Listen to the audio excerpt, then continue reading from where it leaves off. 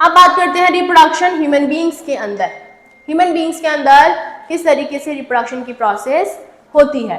तो देखो human beings में बेटा क्या होता है, रिप्रोडक्टिव ऑर्गन्स की मैच्योरिटी होती है मेल्स के अंदर, टेस्टिस का मैच्योरेशन होता है और फीमेल्स के अंदर ओवरी का मैच्योरेशन होता है। तो जब ये रिप्रोडक्टिव ऑर्गन्स मैच्योर होते हैं वो एक सर्टेन एज पर होते हैं और उस एज को हम बोलते हैं क्या, प्यूबर्टी। ठीक है, द एज ऑफ प्यूबर्टी। ठीक है, मेल्स के अंदर सेक्सुअल मैच्योरिटी या फिर प्यूबर्टी की जो एज होती है वो कितनी होती है, 13 to 14 ईयर्स, जबकि फीमेल्स के अंदर कैसी होती है, 10 to 12 ईयर्स। ठीक है, 10 to 12 ईयर्स।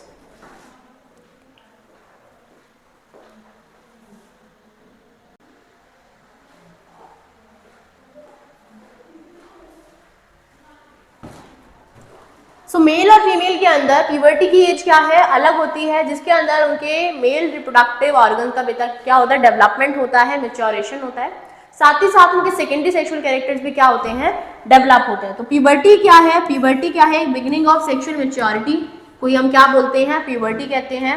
स्टेज में जो प्राइमरी सेक्स ऑर्गन्स होते हैं मेल्स और फीमेल्स के वो फंक्शनिंग करना शुरू कर देते हैं, साथ ही साथ जो सेकेंडरी सेक्स ऑर्गन्स है वो भी क्या होते हैं, डेवलप होते हैं, है ना। और इसी स्टेज में क्या होती है, बॉडी की ग्रोथ काफी ज्यादा जल्दी यानी कि रैपिड भी होती है। जो मेल है वो मेल हार्मोन्स का सिक्रीशन करना शुरू कर देते हैं और फीमेल जो है they will secrete the female hormone. Male hormone जो है वो टेस्टिस से सिक्रीट होता है, जिसको हम कहते हैं, मेल हार्मोन का नाम क्या है बेटा, टेस्टोस्टेरॉन। और फीमेल जो है फीमेल हार्मोन सिक्रीट करेंगी फ्रॉम ओवरी, और कौन कौन से दो हार्मोन सिक्रीट करती हैं, estrogen and progesterone. Clear. Next देखो, next is male reproductive system समझते हैं। मेल रिप्रोडक्टिव सिस्टम में मेल रिप्रोडक्टिव सिस्टम का रोल क्या है।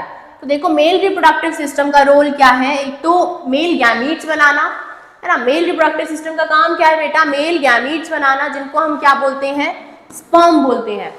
ठीक है, और दूसरा फंक्शन क्या है, दूसरा फंक्शन है मेल हार्मोन बनाना, जिसका नाम क्या है, टेस्टोस्टेरॉन।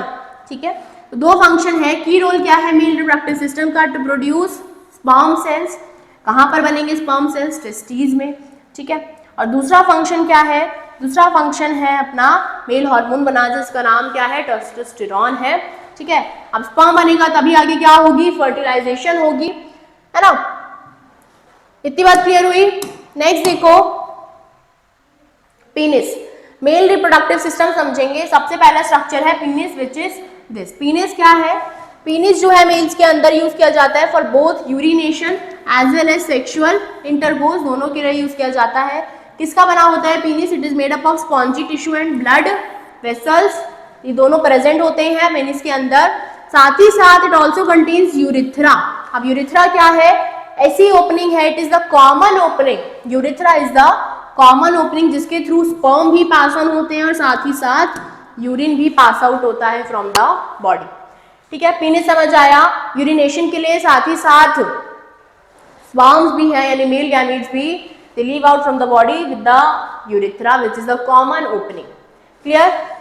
नेक्स्ट देखो, नेक्स्ट क्या है अपने पास, next is testis, second is testis. अब टेस्टिस क्या है, testis is the male reproductive organ, main male reproductive organ है। ठीक है, मेन पार्ट है जहां पर हमारा क्या बनेगा, मेल गैमीट बनते हैं। ठीक है, एक मेल रिप्रोडक्टिव सिस्टम में दो टेस्टिस प्रेजेंट होते हैं, जिनका फंक्शन क्या है, जिनका फंक्शन है मिलियंस ऑफ मेल गैमीट्स बनाना यानी कि स्पर्म बनाना। साथ ही साथ टेस्टिस का दूसरा फंक्शन क्या पढ़ा हमने कि भाई हार्मोन्स भी तो टेस्टिस ही बनाते हैं। कौन सा हार्मोन बनाते हैं, टेस्टोस्टेरॉन बनाते हैं। तो टेस्टिस के क्या फंक्शन हो गए, एक तो मिलियंस ऑफ स्पर्म सेल्स बनाना यानी मेल गैमीट्स बनाना, और दूसरा फंक्शन क्या है, मेल हार्मोन भी बनाना। क्लियर। नेक्स्ट देखो, नेक्स्ट क्या पार्ट है अपने पास, नेक्स्ट इज फोर स्किन। तो फोर स्किन क्या है, दिस आउटर स्किन। ठीक है, आउटर स्किन जो है, the four skin is a retractable fold of skin. ठीक है, जो पीनिस को क्या करती है, पीनिस के एंड को कवर करती है। So this is known as foreskin. Next we have scrotum. अब ये समझना ये भी इंपॉर्टेंट है, स्क्रोटम क्या होता है। देखो स्क्रोटम क्या है, स्क्रोटम एक बैग लाइक स्ट्रक्चर है, ये देख रहे हो, this is a bag like structure, जिसके अंदर क्या प्रेजेंट है बताओ जरा, क्या है ये, दिस इज टेस्टिस। तो टेस्टिस के अंदर, मतलब टेस्टिस जो है किसके अंदर प्रेजेंट है, स्क्रोटम के अंदर प्रेजेंट है, आउटसाइड द एब्डोमेन प्रेजेंट है। ठीक है, क्यों, क्योंकि भाई स्क्रोटम टेस्टिस को क्या प्रोवाइड करता है, ऑप्टिमम टेम्परेचर प्रोवाइड करता है to produce male gamete known as sperm. अगर स्क्रोटम नहीं होगा तो टेस्टिस को ऑप्टिमम टेम्परेचर नहीं मिल पाएगा टू प्रोड्यूस स्पर्म। तो स्क्रोटम क्या करता है, टेस्टिस को ऑप्टिमम टेम्परेचर प्रोवाइड करता है। वो ऑप्टिमम टेम्परेचर क्या है, 1 to 3 degree lower than body temperature. Body temperature से 1 से 3 डिग्री कम टेम्परेचर होता है जो टेस्टिस को चाहिए, so that they can produce, they can form sperms. Clear, ये था स्क्रोटम का फंक्शन, वेरी इंपॉर्टेंट है। ठीक है, आता है एग्जाम्स में बेटा। नेक्स्ट देखो,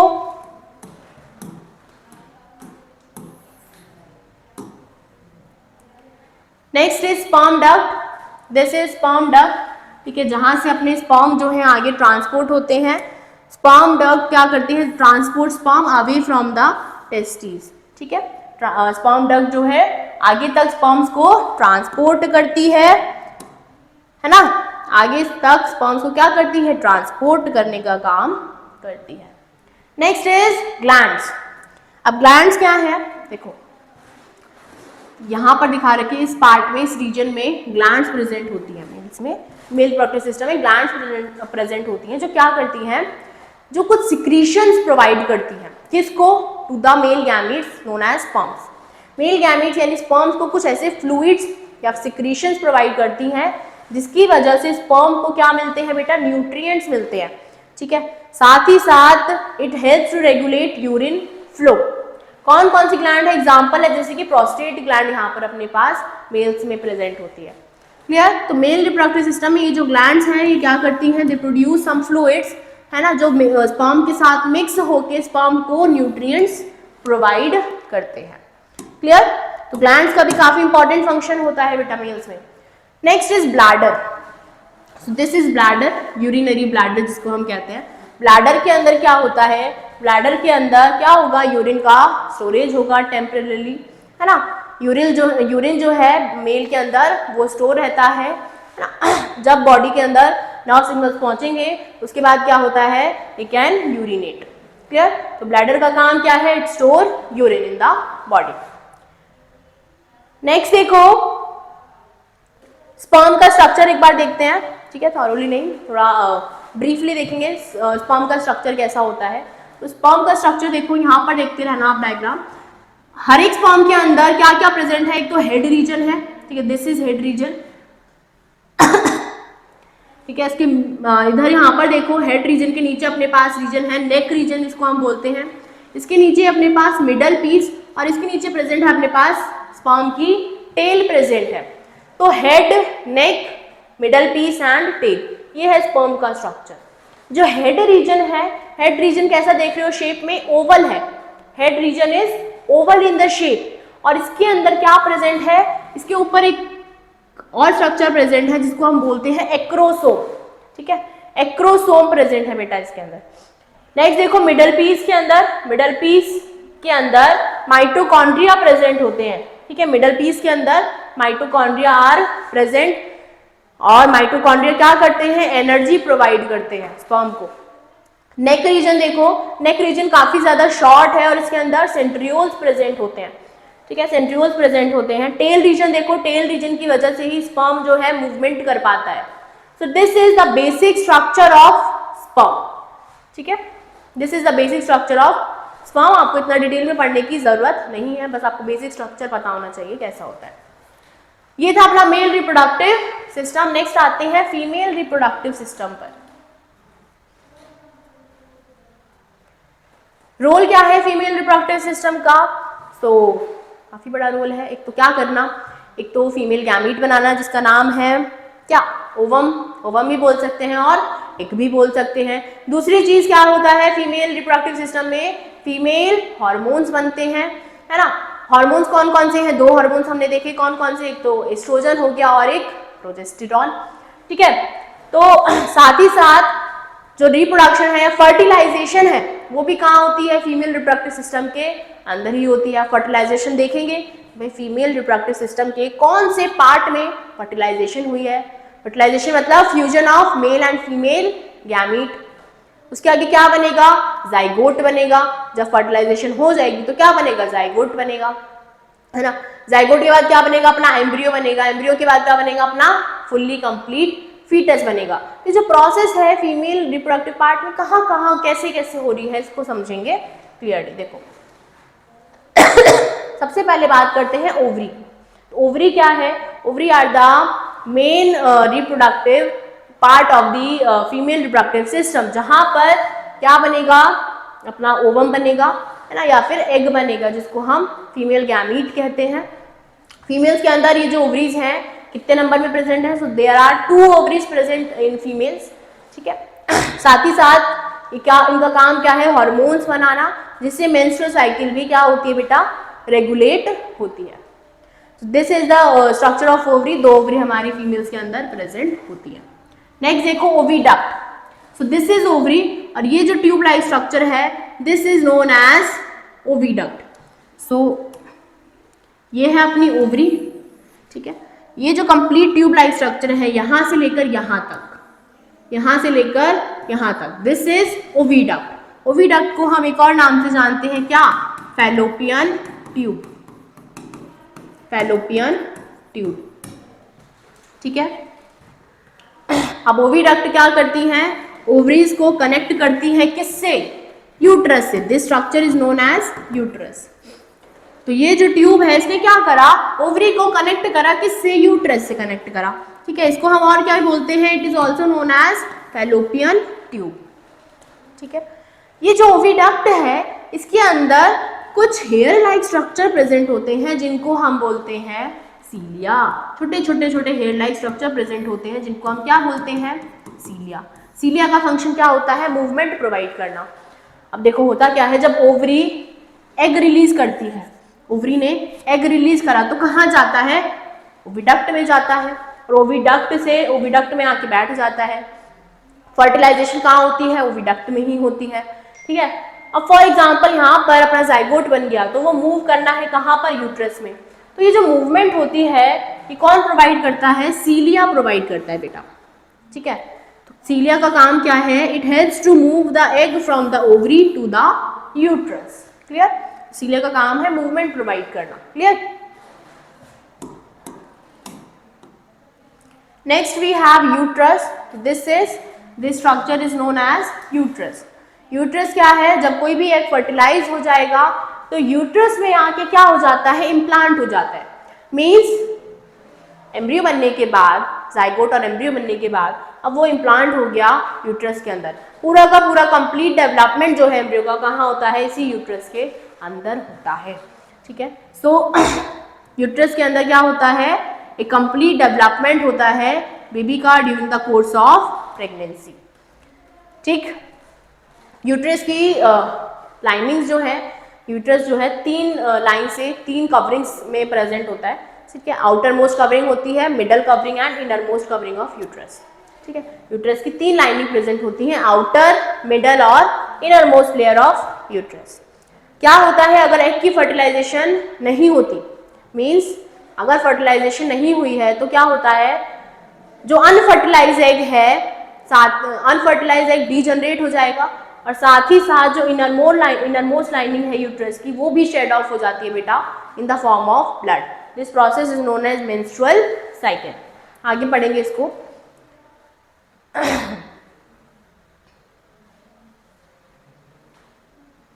नेक्स्ट वी हैव यूट्रस के बाद एक स्ट्रक्चर जिसको देखते हैं हम, जिसको बोलते हैं सर्विक्स। बहुत ही नैरो स्ट्रक्चर है। सर्विक्स क्या है? It is a ring of muscle which keeps the baby in the uterus, ठीक है। बहुत ही नैरो स्ट्रक्चर है, बेबी को यूट्रस के अंदर रखती है।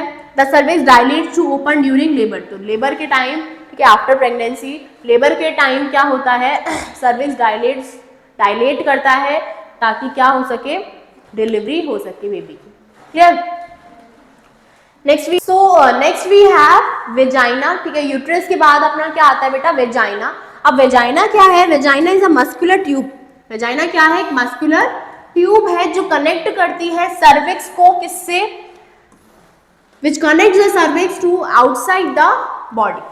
इसी रीजन में, इसी वेजाइनल रीजन में क्या होता है, अपना पीनिस एंटर करता है during sexual intercourse. During sexual intercourse penis जो है वेजाइना के अंदर ही एंटर करके क्या करता है, मेल गैमेट को रिलीज करता है, यानी स्पर्म को रिलीज करता है। Vagina is also where the menstrual blood leaves the body. जो अपना मेंस्ट्रुअल ब्लड है फीमेल्स में, इसी रीजन से क्या होता है, फ्लो आउट होता है।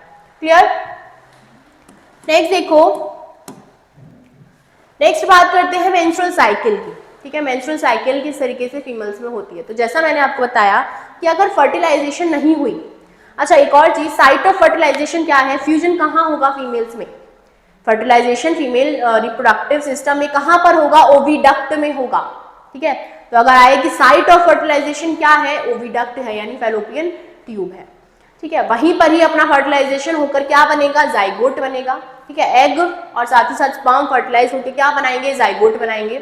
जाइगोट से आगे एम्ब्रियो बनेगा, ठीक है। और वो मूव करता हुआ कहाँ आ जाएगा, यूट्रस में आके इम्प्लांट हो जाएगा। फर्दर कंप्लीट डेवलपमेंट उसकी कहाँ पर होगी, यूट्रस के अंदर होगी, है ना। और साथ ही साथ उसकी डेवलपमेंट में कौन हेल्प करेगा बेटा, प्लासेंटा, है ना। प्लासेंटा क्या है, डिस्क लाइक स्ट्रक्चर है, ठीक है, जो मदर से न्यूट्रिएंट्स पहुंचाता है टू द डेवलपिंग एम्ब्रियो, है ना। इस प्रोसेस में कितना टाइम लगता है, लगभग 9 मंथ्स, ठीक है। तो प्लासेंटा के थ्रू ही सारे के सारे न्यूट्रिएंट्स, साथ ही साथ वेस्ट का एक्सक्रीशन भी किसके थ्रू होता है, ठीक है। जो बेबी है जो भी वेस्ट एक्सक्रीट करता है वो भी किसके थ्रू करेगा, प्लासेंटा के थ्रू ही करेगा। अगर ये फर्टिलाइजेशन नहीं होती है तो क्या होगा, तो बेटा जो अपना फीमेल तो क्या है, हर एवरी मंथ एग रिलीज करती है। तो अगर फर्टिलाइजेशन नहीं होता है तो वो जो एग है वो डिजनरेट होगा, डिजनरेट होगा तो साथ ही साथ जब वो डिजनरेट होगा तो यूट्रस की इनर लाइनिंग भी क्या होती है, शेड होती है। तो मेंस्ट्रुअल साइकिल एक ऐसी साइकिल है जो कितने डेज की होती है, लगभग 28 डेज की साइकिल होती है, ठीक है। 28 डेज की एक साइकिल होती है जिसको हम डिटेल में पढ़ते हैं। तो मेंस्ट्रुअल साइकिल क्या है, इट इज द साइकिल जो कब बिगिन हो जाती है, at the age of puberty. इसमें जो फीमेल की बॉडी है अपने आप को प्रिपेयर करती है फॉर प्रेगनेंसी, फॉर फर्टिलाइजेशन। कितने डेज की साइकिल है ये, 28 डेज की साइकिल है, ठीक है।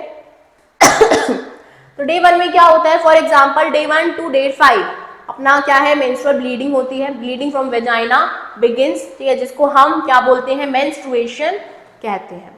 इस मेंस्ट्रुएशन में क्या होता है, जो इनर लाइनिंग है यूट्रस की उसका लॉस होता है, वो क्या होती है बेटा, शेड ऑफ होती है, ठीक है। तो एक पीरियड यानी मेंस्ट्रुएशन जो है, मेंस्ट्रुअल पीरियड कितना रहता है, लगभग 5 डेज रहता है, ठीक है। तो ये लगभग 4 to 5 अप्रॉक्स डेज रहता है।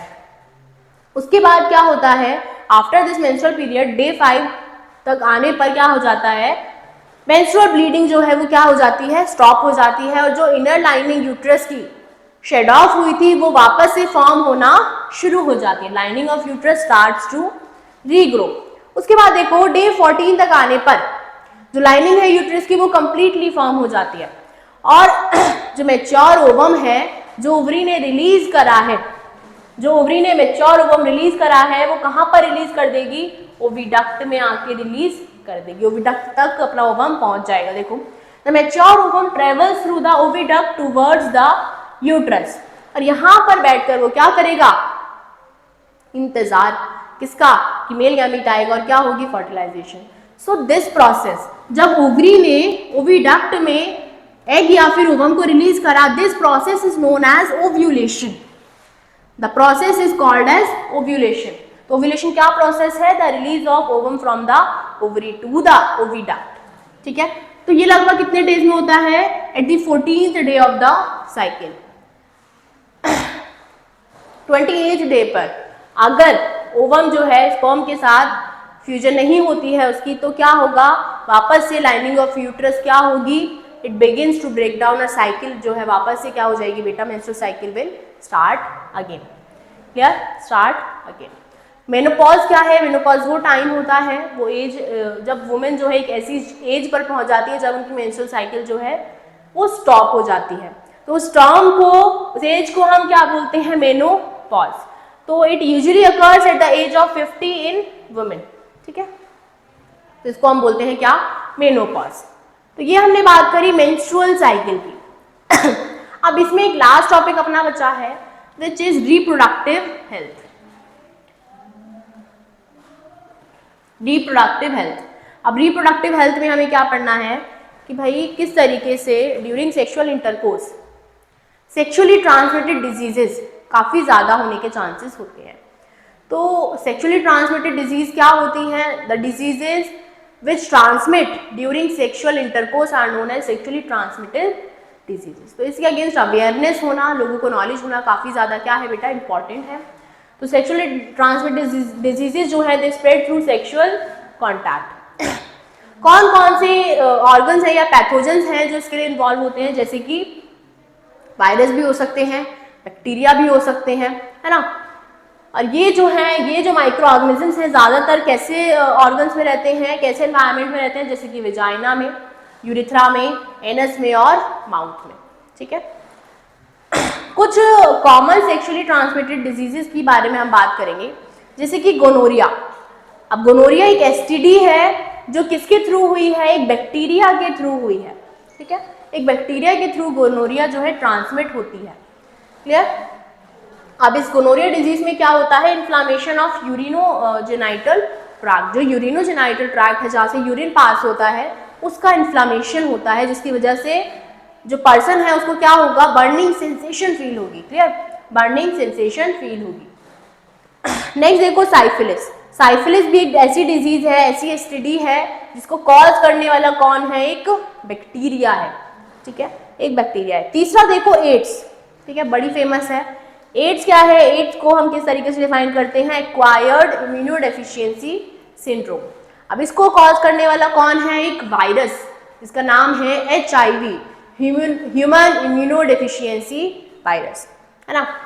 तो ये दोनों डिजीज अपने बैक्टीरिया की वजह से हुई हैं, ये है एक वायरस की वजह से हुई है, ठीक है, जिसकी कोई वैक्सीन भी प्रेजेंट नहीं है एट दिस टाइम।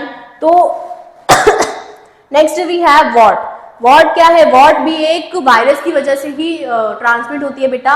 वायरस का नाम है HPV which is human papilloma virus. तो दो डिजीज जो है इसमें बैक्टीरिया की वजह से ट्रांसमिट हुई हैं, बाकी की दो वायरस की वजह से ट्रांसमिट हुई है। तो एग्जांपल्स आप देख सकते हो किसके, एसटीडी के, क्लियर। किस तरीके से इन एसटीडी को हम प्रिवेंट कर सकते हैं। तो एसटीडी को प्रिवेंट करने का सिर्फ एक ही तरीका है, यूजिंग क्या, कॉन्ट्रासेप्टिव, ठीक है। तो कौन सा कॉन्ट्रासेप्टिव ऐसा मेथड है जिसकी वजह से हम एसटीडी को प्रिवेंट कर सकते हैं। So the only contraceptive method is using condoms, ठीक है, यूजिंग कॉन्डम्स। तो कॉन्ट्रासेप्शन के बारे में बात करेंगे हम, जो हमारा लास्ट टॉपिक है। कॉन्ट्रासेप्शन क्या है, कॉन्ट्रासेप्शन एक ऐसी प्रोसेस है जिसकी वजह से प्रेगनेंसी को प्रिवेंट किया जा सकता है। कई सारे मेथड्स हैं कॉन्ट्रासेप्शन के, जैसे कि पहला है पिल। तो पिल क्या है, पिल एक हार्मोनल कॉन्ट्रासेप्टिव है। पिल्स का यूज करके क्या कर सकते हैं, फीमेल्स जो हैं हार्मोनल चेंजेस करके, पिल्स बेसिकली बनी होती है किसकी, हार्मोन्स की। तो इनको जो है डेली लेना होता है। पिल्स जो है कई टाइप्स की आती हैं। तो पिल्स जो है एक हार्मोनल कॉन्ट्रासेप्टिव है, हार्मोन्स का इम्बैलेंस कर देती हैं बॉडी के अंदर, जिसकी वजह से प्रेगनेंसी को क्या कर सकते हैं, हम प्रिवेंट कर सकते हैं, ठीक है। पिल्स से हम STI यानी कि सेक्सुअली ट्रांसमिटेड इन्फेक्शन को प्रिवेंट नहीं कर सकते। It can only prevent pregnancy, clear. Next method we have injection. तो इंजेक्शन क्या है, इंजेक्शन भी एक ऐसा मेथड है जो हार्मोनल कॉन्ट्रासेप्टिव है, यानी कि हार्मोन्स को इम्बैलेंस करने के लिए काम आएगा, और जिसकी वजह से हम प्रेगनेंसी को क्या कर सकते हैं, प्रिवेंट कर सकते हैं। इसमें देखो, it also does not protect against STI, sexually transmitted infection को ये भी कॉन्ट्रासेप्टिव मेथड प्रिवेंट नहीं कर सकता, ठीक है। Next contraceptive we have condom. अब कॉन्डम क्या है, condoms are used and a very good methods of contraception. Why, because they protect ourselves from STI, sexually transmitted infections को प्रिवेंट करने के लिए कॉन्डम्स का यूज काफ़ी ज़्यादा किया जाता है। बहुत ही इफेक्टिव मेथड भी इसको माना जाता है। Next we have implants. अब इम्प्लांट्स क्या है, इम्प्लांट्स बेसिकली बेटा ऐसे डिवाइसेस हैं जो हार्मोनल कॉन्ट्रासेप्टिव के अंदर ही आते हैं और इनको जो है इंसर्ट कर दिया जाता है अंडर द स्किन और इन योर आर्म।